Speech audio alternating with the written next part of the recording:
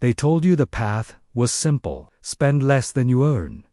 Put the rest in a bank, watch it grow. One day, if you're disciplined enough, you'll wake up and discover that all those small sacrifices have quietly transformed into wealth. It's a comforting story. It makes the world feel ordered, almost moral.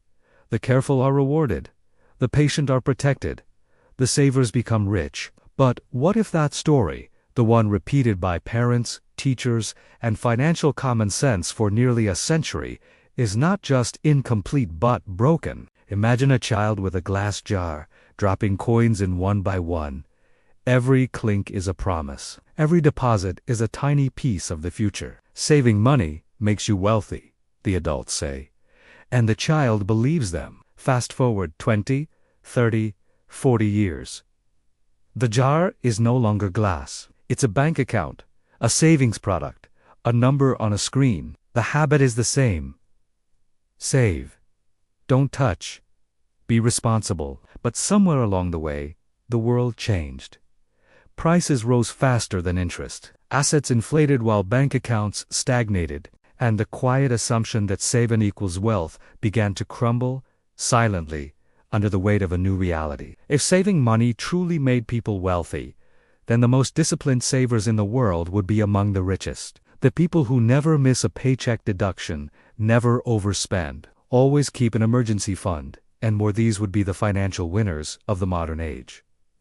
But they are not. In country after country, the people with the greatest wealth are not those who simply save diligently in cash, but those who owned appreciating assets, businesses, stocks, real estate, intellectual property, and, increasingly, access to exclusive financial instruments. Meanwhile, the classic saver, the hero of mid-20th century, advice finds their purchasing power quietly melting, year after year, in a system designed to reward risk and punish static cash. To see how we got here, we have to rewind. For much of the 20th century, especially in the decades after World War II, saving money did, in some countries, feel like a road to prosperity. Interest rates were relatively high, inflation was moderate, and wages grew with productivity. There were periods where a simple savings account paid 5 to 7% interest, while inflation hovered lower. In those years, putting money aside actually built real purchasing power. Governments encouraged it. Banks ran campaigns around it. Parents internalized it and passed it down like a rule of nature. Saving didn't just feel wise, it actually worked. But that world is gone. The economic environment that made saving equals wealth feel true was temporary, not permanent. As inflation accelerated, interest rates fell, asset markets globalized, and technology widened the gap between capital and labor. The role of savings quietly shifted. Money in a jar became money in a low-yield account. Money in a low-yield account became a sitting target for inflation. And inflation, unlike your savings, never sleeps. The cruel part is that no one updated the story. The myth survived even as the math changed. Financial institutions still framed saving as the backbone of stability. Politicians still praised prudence. Books still glorified frugality. But underneath that cultural script, the numbers were telling a different tale. The saver who carefully accumulates cash for decades can easily arrive at retirement with a nest egg that looks big in absolute terms, but has far less purchasing power than expected. Meanwhile, someone who saved less in pure cash but channeled those savings into assets that compound, however, imperfectly often, ends up ahead. This doesn't mean saving is pointless.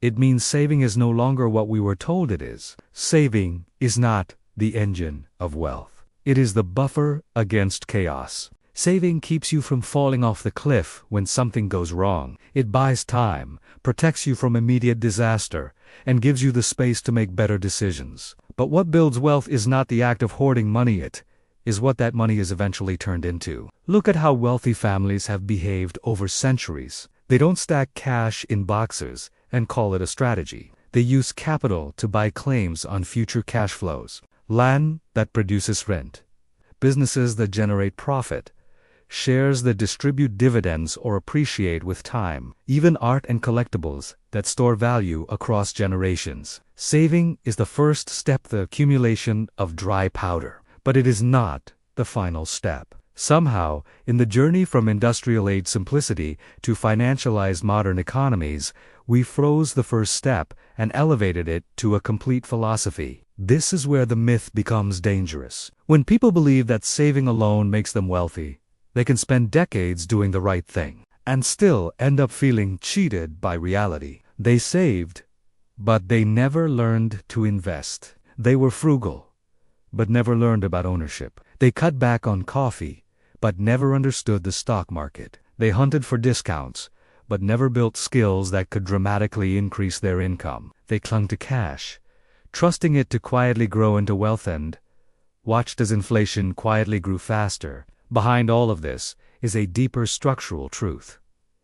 Modern economies are designed to reward those who participate in growth, not those who simply opt out of spending. The system is built around debt, investment, production, and consumption. Money that sits still is not encouraged. It is gently eroded. This is not a conspiracy. It's a set of incentives. Businesses borrow to expand. Governments borrow to fund programs. Central banks manage interest rates to guide spending and investment. Individuals who stand outside that game, holding cash and waiting for the world to treat them kindly for their virtue, are operating with mental models from another era. And yet, the solution is not to despise saving. Saving is still the language of discipline, restraint, and preference for the future over the present. It's just not the whole language of wealth. The real story of wealth is a story of flow and transformation. Money flows in from work or business. You save part of that flow to avoid instability. Then you transform that saved portion into something that can grow.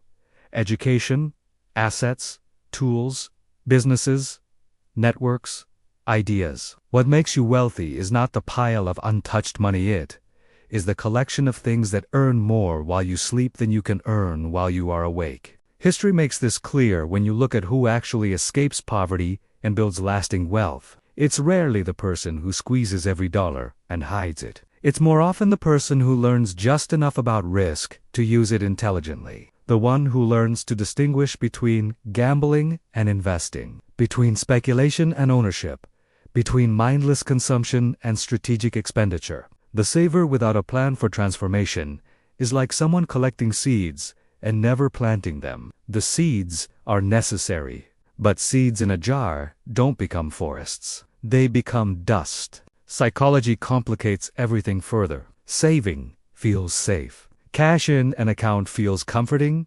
tangible, certain. Investing, building skills, starting a business, or putting money into markets feels threatening. You can see a balance go down. You can't easily see a skill compound in, a network building, or an asset quietly appreciating. So the brain picks what feels safer, even when the long-term numbers say otherwise. It's easier to cut a small luxury than to confront a bigger, uncomfortable question. Am I using my time, energy, and capital in a way that leads anywhere? And that leads to the heart of the broken idea. Saving money is not a lie. It is a half-truth that became a full doctrine. A guideline that hardened into dogma. In a world of zero inflation, high interest rates, and low asset growth, saving might get you far. But we don't live in that world. We live in a world where assets can grow at 7 to 10% a year, while cash yields 1 to 2% or less, and inflation quietly steals 3 to 5% of your purchasing power. In such a world, saving without strategy is not neutral. It is, slowly and quietly, falling behind. None of this means you have to become a day trader, a real estate mogul, or a startup founder. It doesn't mean you must chase every trend or worship risk. It means that if you truly want saving money to be part of a path to wealth, you must see it as one instrument in a larger orchestra, not the entire song. The money you save needs a job. It needs a direction. It needs an ecosystem of decisions around it. What skills will increase your earning potential? What assets align with your risk tolerance and time horizon? What knowledge do you need to avoid being the one holding the bag when the music stops? Saving is the pause between breaths. Investing, building, learning, owning, that is the exhale that pushes you forward. If this way of thinking about saving and wealth feels different from what you were taught, that's exactly why the Economic Rewind Vault exists. Here, we don't just repeat old financial slogans, we interrogate them. We dig into history, structure, psychology, and incentives to reveal how money really works. And if you want to keep rewiring how you think about these myths, consider subscribing not for the algorithm, but for yourself, because each episode is one less illusion that can quietly steer your life without your consent. In the next episode of Money Myths Rewind, we'll take on another belief that shapes everything from personal decisions to national policy. The idea that owning a home is always the best investment. Is a house really the golden ticket everyone says it is, or has that, too, become a story that no longer matches the world we actually live in? The answer might challenge more than just your financial strategy. It might challenge your entire sense of security. See you in the next Rewind.